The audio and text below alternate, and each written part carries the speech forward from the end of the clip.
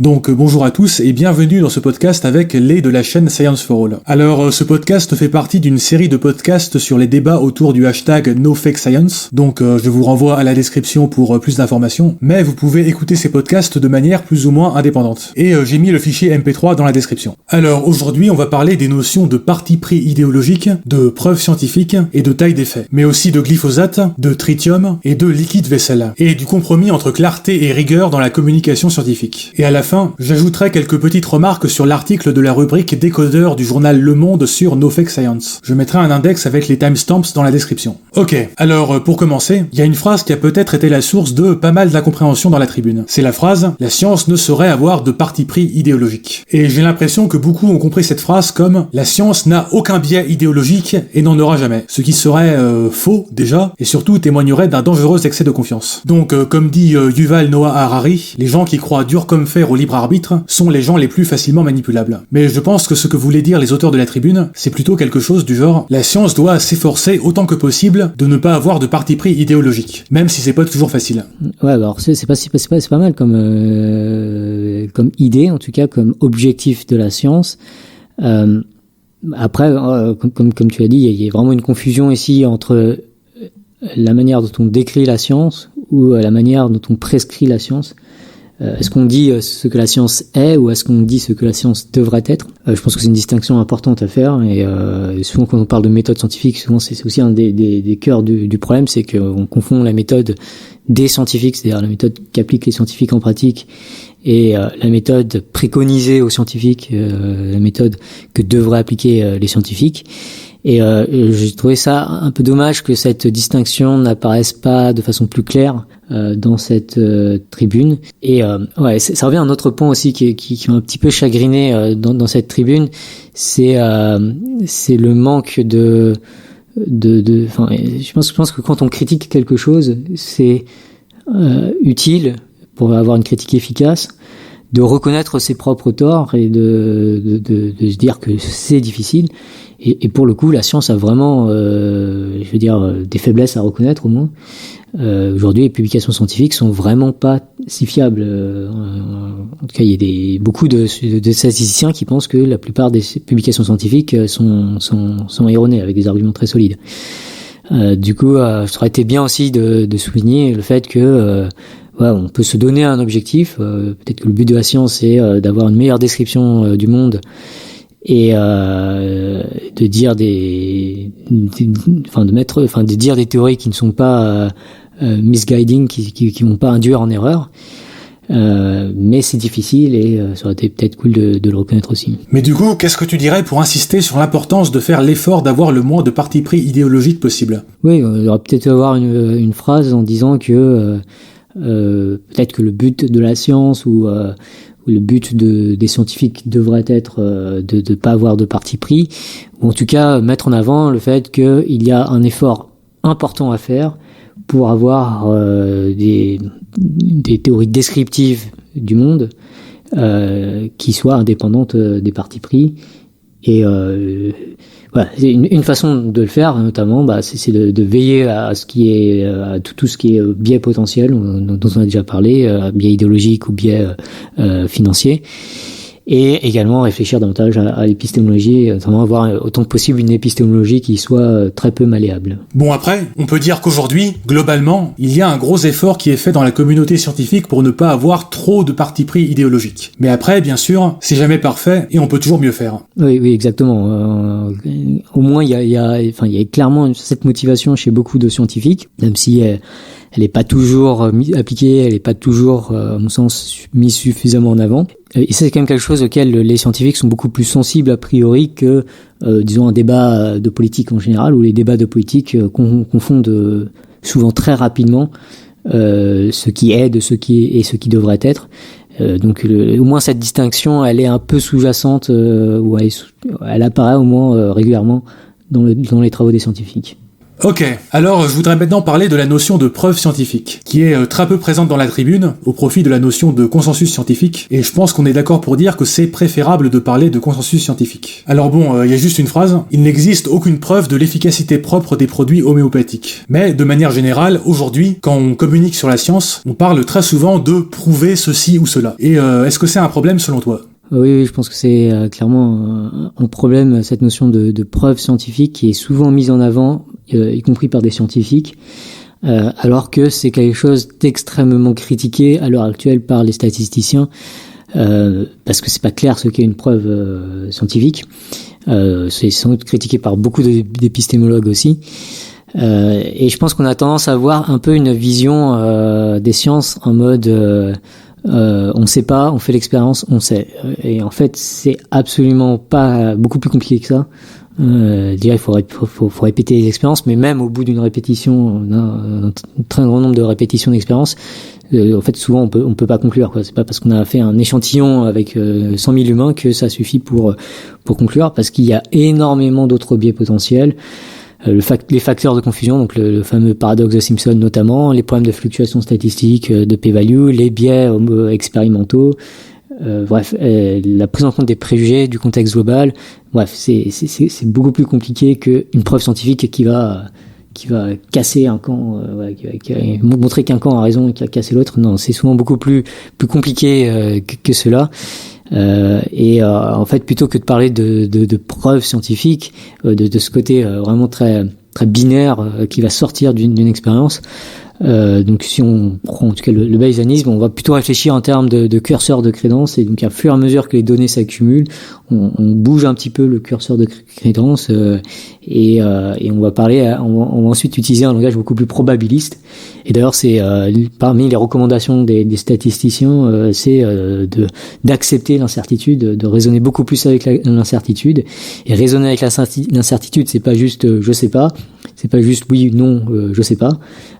Les probabilités, ça va de 0 à 1, c'est pas juste 0, 50% ou 100%. Et du coup, c'est beaucoup plus utile d'avoir un langage beaucoup plus nuancé, qui est capable de parler, peut-être 10% que telle chose arrive, peut-être 30% que telle autre chose arrive, peut-être 60% que telle autre chose arrive. Je pense que c'est important d'encourager ce genre de langage. Ouais, mais si je prends l'homéopathie, bon, mettons de côté les arguments chimiques et imaginons que l'homéopathie ce soit une boîte noire. Eh ben, en se basant sur toutes les études qui ont été faites à ce jour sur l'homéopathie, est-ce que ça ne devrait pas nous amener, à défaut de prouver quoi que ce soit, à une crédence très très forte sur le fait que ça a, au mieux, un effet très très négligeable? Ouais, je pense que clairement dans le cas de, donc ça c'est un autre problème aussi, c'est plus lié à la p-value. Mais souvent, si on est en mode p-value, si on réfléchit en termes de p-value, en termes de tests statistiques d'hypothèse nulle, on va vouloir rejeter l'hypothèse nulle, qui va souvent être tel médicament n'a pas d'effet. Donc souvent, on va rejeter cette hypothèse pour pouvoir conclure que le médicament a un effet. Et du coup, si on fait ça dans le cas de l'homéopathie, il se trouve que dans le cas de l'homéopathie, on n'a pas trouvé d'effet.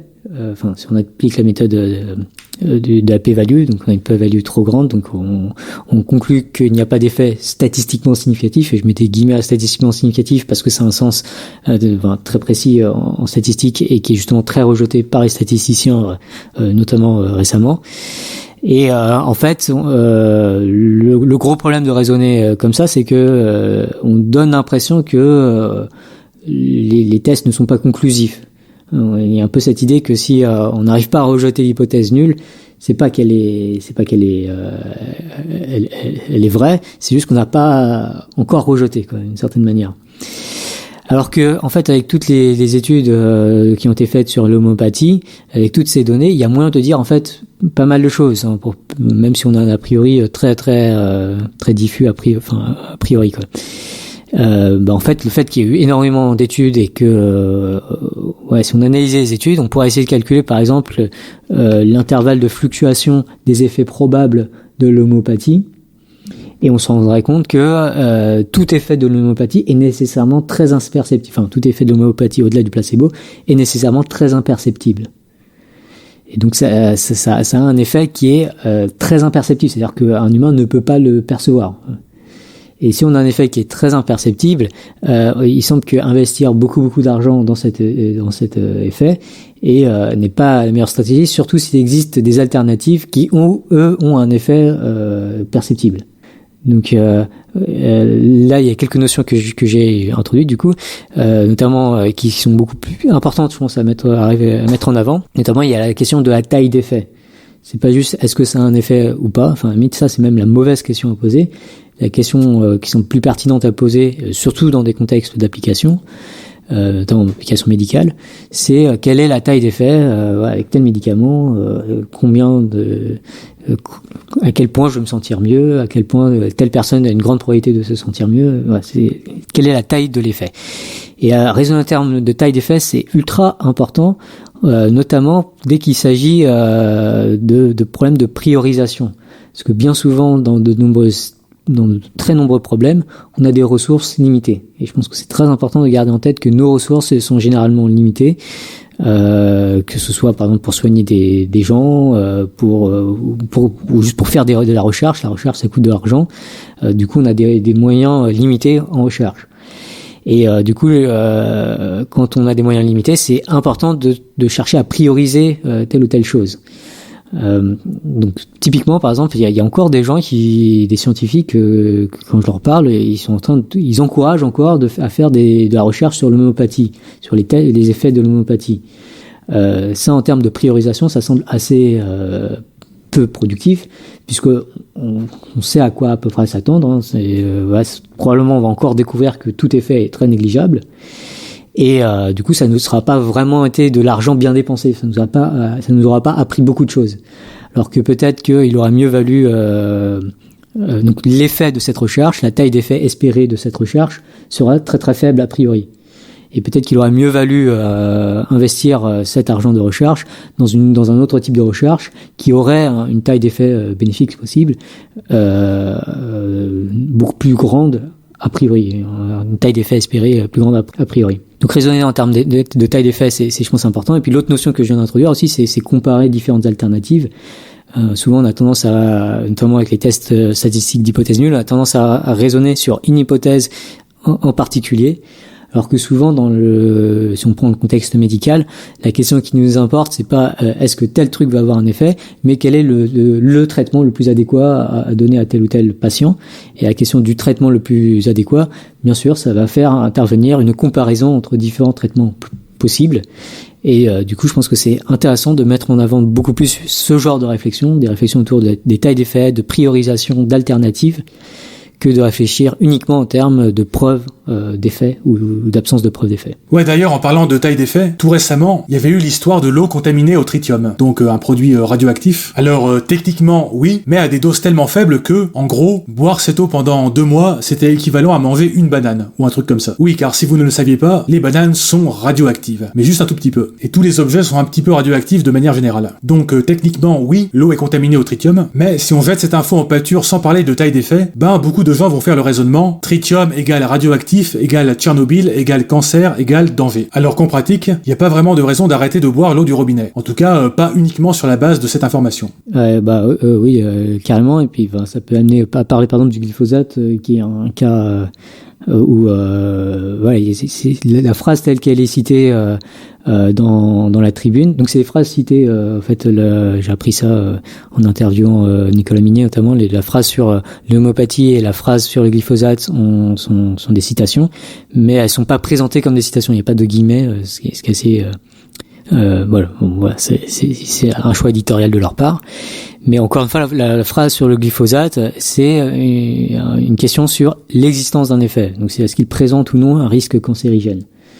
Alors bien sûr, si on est un peu charitable, on peut penser que ce qui est sous-entendu, c'est un risque cancérigène important, mais c'est pas clair en tout cas en lisant le truc. Et si on n'est pas charitable, et il faut imaginer que cette tribune est écrite pour convaincre des gens qui ne seront pas charitables, du coup ça donne vraiment l'impression que, en disant cette phrase, que le glyphosate n'a juste zéro effet, en tout cas zéro risque cancérigène additionnel.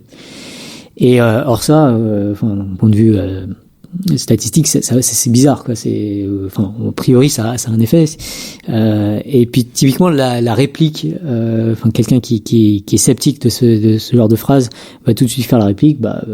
Qu'est-ce qui se passe si tu bois un verre de glyphosate?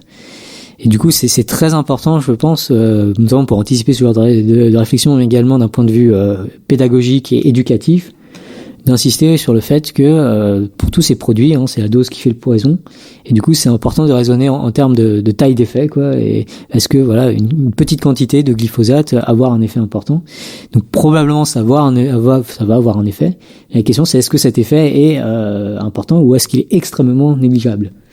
Et du coup, moi j'aurais préféré, je pense que beaucoup de statisticiens auraient préféré voir une phrase qui dit plutôt que tout effet crédible, plausible du glyphosate est nécessairement très imperceptible, quelque chose comme ça, aux doses usuelles. Pardon. Alors, pour prendre un exemple qui parlera à tout le monde, si vous buvez 2 litres de liquide vaisselle tous les jours, ça va sans doute pas vous faire du bien niveau santé, pour faire un euphémisme, et pourtant, du liquide vaisselle, on en met tous les jours sur les couverts avec lesquels on mange. Et peut-être même que c'est globalement plus nocif que le glyphosate contenu dans la nourriture, je ne sais pas. Mais dans les deux cas, on parle d'effets a priori très très négligeables. Je sais pas s'il y a un chimiste qui veut nous dire ce qu'il en pense, mais oui, très probablement, il y a plein de produits qu'on utilise dans notre quotidien qui sont en fait toxiques à doses pas si grandes, mais aux doses auxquelles on les utilise sur les mains et sur les restes qui peuvent rester sur la vaisselle, en fait, leurs effets sur la santé sont très très très imperceptibles. Et en passant, oui, le liquide vaisselle a sans doute un micro-effet sur la santé, mais il faut mettre ça en balance avec le risque de ne pas faire sa vaisselle et de ne pas laver ses couverts. Et c'est pareil pour le glyphosate, parce que si on n'en utilise pas,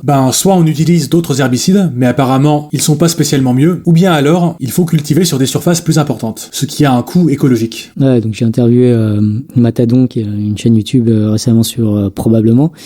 Et il disait que le glyphosate, le problème c'est que c'est le meilleur pesticide que l'on ait à bien des égards, notamment en termes de protection de l'environnement.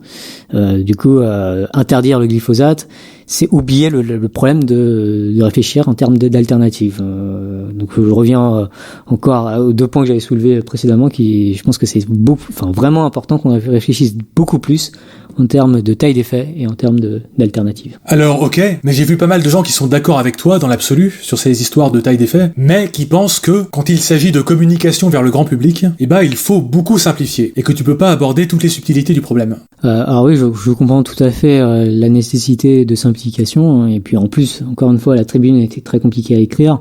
Du coup, je pense qu'il faut être très tolérant vers cette tribune. Moi, la question que je me pose, c'est comment est-ce qu'on pourrait l'améliorer pour le futur. Alors pas directement la tribune, parce que elle est telle qu'elle est, elle a déjà été signée par des milliers de personnes, donc on va pas modifier cette tribune, mais tous autant qu'on est, surtout si on a signé cette tribune, c'est qu'on trouve la communication des consensus scientifiques importante.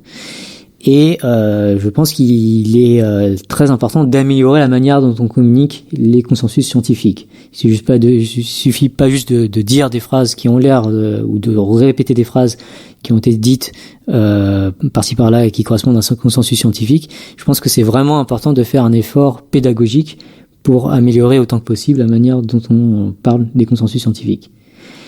Et donc en particulier, on va pas mal. Donc nous, en particulier, comme on en a déjà parlé, je trouve que c'est dommage que ces phrases sont à l'encontre de ce que les statisticiens préconisent. Et également, j'y vois aussi une opportunité manquée pour avoir un petit effort pédagogique qui me semble très important, surtout sur le long terme, de raisonner beaucoup plus en termes de taille d'effet et d'alternatives. Et je pense pas que ça soit si compliqué. Je pense qu'on s'est habitué à une façon de parler et qu'on s'est enfermé dans cette façon de parler qu'elle nous est familière. Mais je suis pas sûr que la notion de taille d'effet et d'alternative soit si compliquée à apprendre. Alors ça passera moins bien d'un premier coup. Si on veut avoir un effet immédiat, dire qu'il n'y a pas de preuve a sans doute plus d'effet, même si c'est assez discutable, parce que quand on dit qu'un truc n'a pas de preuve, ça sous-entend aussi qu'on pourrait encore en trouver, ou juste on n'a peut-être pas fait l'effort encore d'en trouver. Donc je pense que la formulation est vraiment pas idéale quoi qu'il arrive. Mais je pense qu'on peut aussi beaucoup l'améliorer en y mettant non seulement un objectif de communiquer un semblant de consensus, quelque chose qui ressemble à un consensus scientifique, parce que c'est pas tout à fait un consensus qui n'a pas de preuve pour l'homéopathie. Je pense que ça peut se discuter.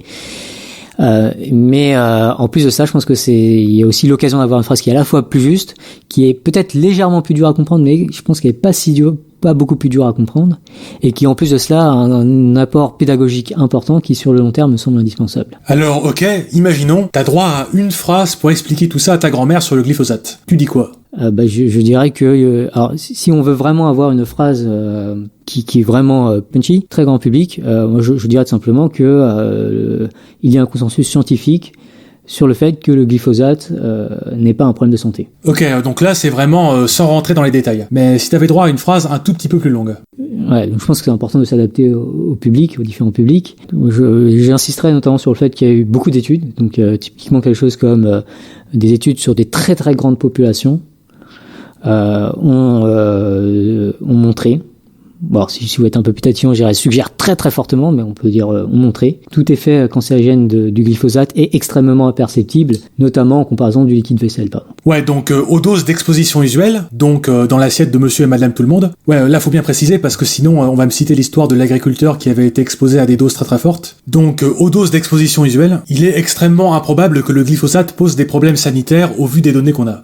Ouais, juste comme ça serait pas mal. En tout cas, je pense que c'est utile que chacun d'entre nous réfléchissons à comment mieux formuler cette phrase. Parce que je suis très loin d'affirmer que ma façon est la meilleure façon. Alors, ok, mais de manière plus générale, t'es d'accord qu'il y a un compromis entre simplifier pour le grand public et être rigoureux. Donc, il y a des gens qui vont dire, bon, t'es bien gentil, mais t'es un peu trop perché dans ton monde élitiste de Bac plus 52. Et du coup, est-ce que tu penses que c'est le cas, ou bien... Les propositions que je fais sont en langage français, me semblent pas particulièrement difficiles à comprendre pour peu que les gens prennent un petit peu le temps de réfléchir à cette question. Et de toute façon, il faut amener les gens à réfléchir, parce que c'est pas sans réflexion sur ces questions, les gens vont pas bouger d'avis. Donc, je pense que c'est intéressant aussi d'amener les gens à réfléchir un petit peu à comment réfléchir. Parce que je pense aussi que c'est une des meilleures façons d'amener les gens à changer d'avis, parce que si on fait juste dire des phrases telles quelles, ça va peut-être plus braquer les gens. Et surtout, ça va pas leur donner envie de réfléchir à ces questions davantage. Donc pour moi, c'est pas si clair encore que les phrases qui ont été proposées dans la tribune soient si efficaces que ça. Je pense qu'il y a largement moyen de faire mieux. Et pour ceux qui pensent que je suis quelqu'un de perché dans les mathématiques, oui, je le suis très, très clairement, mais j'essaie aussi beaucoup de réfléchir à comment mieux débattre de façon générale. Je prétends absolument pas avoir le fin mot de comment il faut faire pour y arriver, mais je pense que cette réflexion est très négligée chez beaucoup de gens et qu'il y a vraiment des progrès à faire.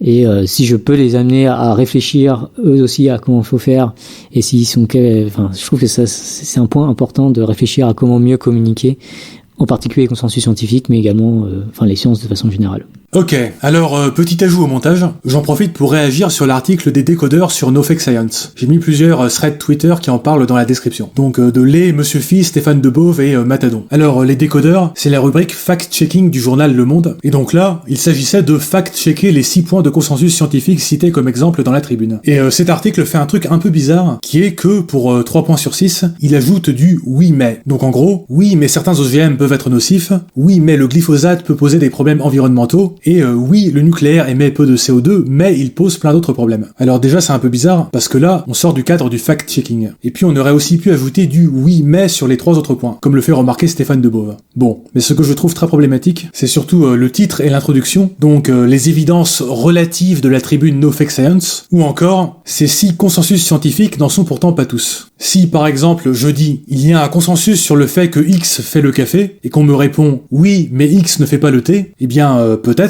mais ça ne contredit pas l'affirmation, il y a un consensus sur le fait que X fait le café. Or, ici, le titre et l'introduction de l'article semblent suggérer que si. Alors, pourquoi cet article a-t-il été formulé ainsi ? Bon, on peut y avoir plein de raisons à cela, je vais pas m'étendre là-dessus, mais ce dont je voudrais parler ici, c'est surtout de comment on pourrait désamorcer ce genre de réaction. Parce que cet article est très représentatif de beaucoup de réactions à la tribune que j'ai vues sur les réseaux sociaux. Alors là, je ne fais que lancer une piste, mais il me semble que ce type de réaction est tellement répandu qu'il faut en prendre acte, déjà, et mettre autant que possible des précautions oratoires oratoire du style « le nucléaire émet un peu de CO2, mais on ne dit pas pour autant que le nucléaire ne pose aucun problème. C'est un autre sujet. » Ou bien « le glyphosate ne présente pas de risque sanitaire, mais on ne dit pas pour autant qu'il ne pose pas d'autres problèmes, environnementaux par exemple, c'est un autre sujet. » Ou encore « les OGM ne sont pas par essence nocifs, mais on ne dit pas pour autant que certains ne le sont pas. » Tout comme certains produits non OGM d'ailleurs. C'est un autre sujet. Alors ça sonne un peu répétitif, mais je pense que ça désamorce des réactions comme celles des décodeurs ou de beaucoup de personnes. Peu importe que ce soit des réactions de bonne foi ou de mauvaise foi. Et peut-être qu'à force de répétition, ça deviendra plus difficile de faire ce genre de glissement rhétorique. Donc les gens de bonne foi éviteront un peu plus de le faire, parce qu'ils s'en rendront compte avant, et les gens de mauvaise foi auront également plus de mal à le faire, parce que le public s'en rendra davantage compte. Donc voilà, c'était une petite remarque sur ce qui me semble avoir été l'un des gros problèmes dans la réception de la tribune. Tribune qui, en passant, avait de grosses contraintes de taille imposées par les médias, donc je ne lui reproche pas du tout de ne pas avoir mis ce genre de précaution. Mais